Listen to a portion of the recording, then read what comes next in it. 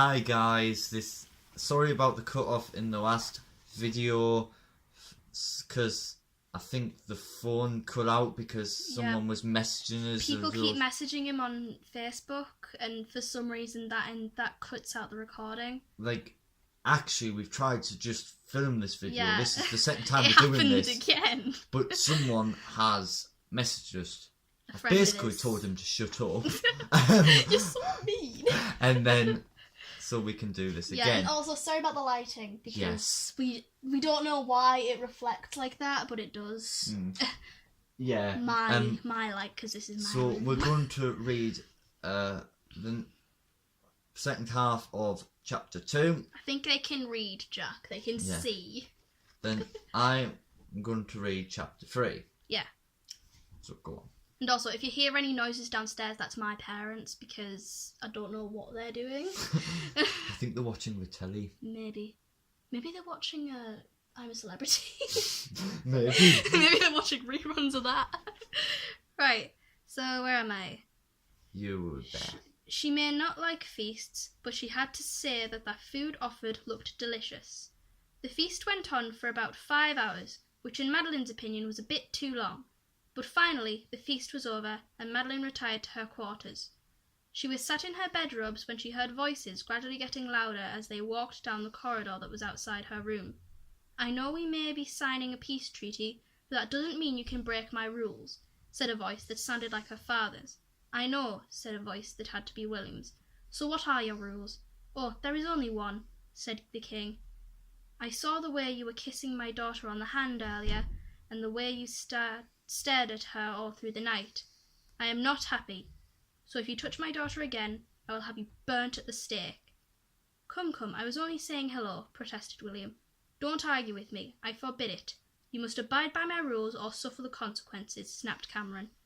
Madeline strained to hear the rest of the conversation, but the voices became fainter before finally disappearing down the corridor. Madeline leant her back against the door and slid slowly to the floor. Thank you. You're welcome. Chapter Tell 3. me a story, Daddy. Yes. Tell me a story. Yes, of course. Chapter 3. The quietness of the night. That night, Madeline struggled to get to sleep.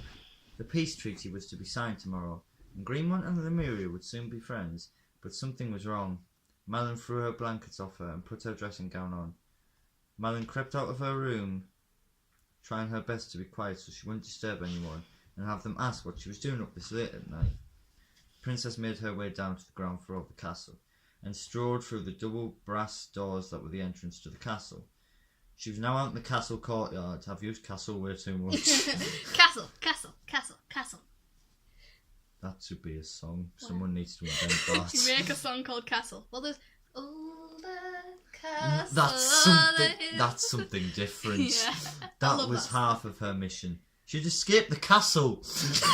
We should put a castle counter on there or something. Yeah, without being detected. And now she had to find William's servant. The first place she thought of looking was the stables in hope of finding William's servant tending to his master's horse. That was exactly where she found him, at the far end of the stable, stroking the horse's muzzle. Muddle. You're muddling up your words. Madeline waited till he took a step back from the horse before emerging from the shadows. "Hello," said Madeline kindly. The servant turned around, startled by Madeline's sudden appearance, and stuttered, "Pizza! I hope you get that." If you do, I love you. "Princess Madeline." "Yes, that's me." "Yes, that's me." I love how you just like froze, like, I can make a joke here. I know it. That wasn't like intentional, but I just thought. Did you forget how to read momentarily and decide to make it into Yeah. a joke? That's the type of person I am. Brilliant. I thought you were gonna like slap us. Don't hit me. Yippee. "Yes, that's me," said Madeline, walking up and stroking William's horse. "But I thought Cameron didn't let you out of the castle at night." "There goes the castle." "Because it was too dangerous," said the servant. "Oh, he doesn't," said Madeline with a great big smirk on her face. I just imagine her going like... Oh god, that looks wrong.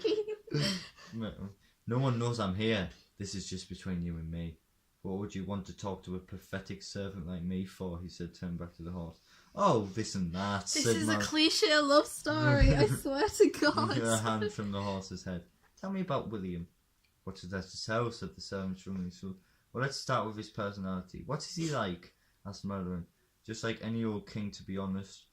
Always busy, always caught up in his constitutional matters. Sounds just like my father, said Madeline. What are you stroking the page for? It's my precious book. Yeah, but that doesn't mean you need to stroke the pages. Sounds just like my father, said Madeline with understanding. Why are you so interested, though? Snapped the servant. What does anything that my master does have to do with you? Okay then, said Madeline with a big sigh. I want to build up to it, but has William ever had the desire to steal the throne? No, said the servant with a look that said he was hiding something. Why would you say that? Look, said Madeline, grabbing his arm and looking into his eyes with a scared expression. Stop mumbling. I think he means to kill my father. The servant broke away from her grasp and looked down at the straw on the floor with a sad expression. Please, said Madeline, tell me if he's tried to do this before. The servant gave in and said, there was one time. Go on, said Madeline, encouraging. He's giving away secrets quickly. I know. I should have done better there. Yeah. He tried to steal the throne. That's about 5 times I've counted the word throne. During the confusion of the War of the Slaves, replied the servant. Knowing this, one of my friends is actually going to go back and see how many times I actually counted throne. Yeah. I think I counted like 12. Yeah. Whose? Asked Madeline. King Leo, replied. Who the heck is King Leo? That's actually a genuine mistake. Relied. He was meant to reply, but he relied instead. He forgot the P. He must be insane, exclaimed Madeline. King Leo, oh, there we go again. It's one of the most dangerous kings Hell's Rift has ever known. Hell's Rift. Yeah, I Roll know. credits.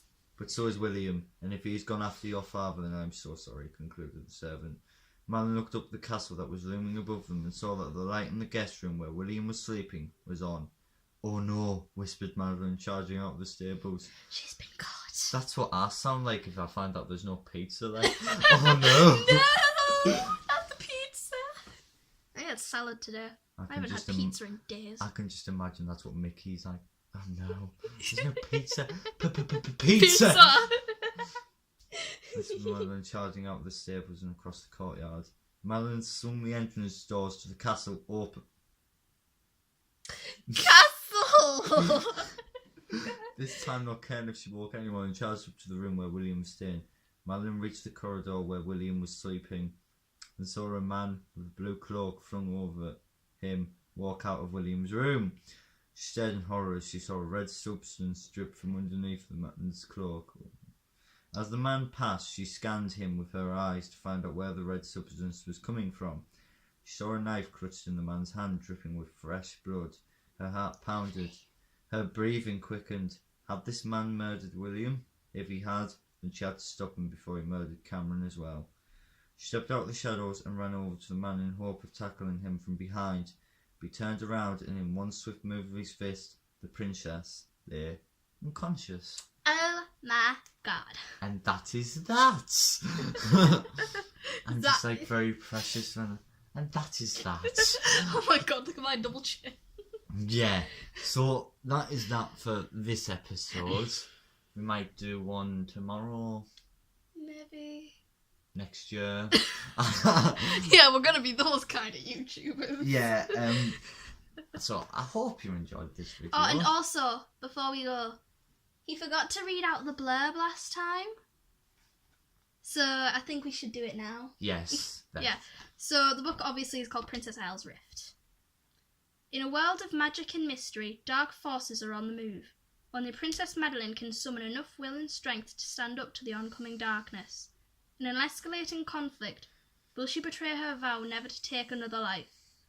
Unless she does, the kingdom of Hell's Rift will be plunged into eternal night. Dun dun dun. If you want to buy this, by the way, because this is a published book, and it's his published book. Yes. Well done. Sequels coming soon. Yeah.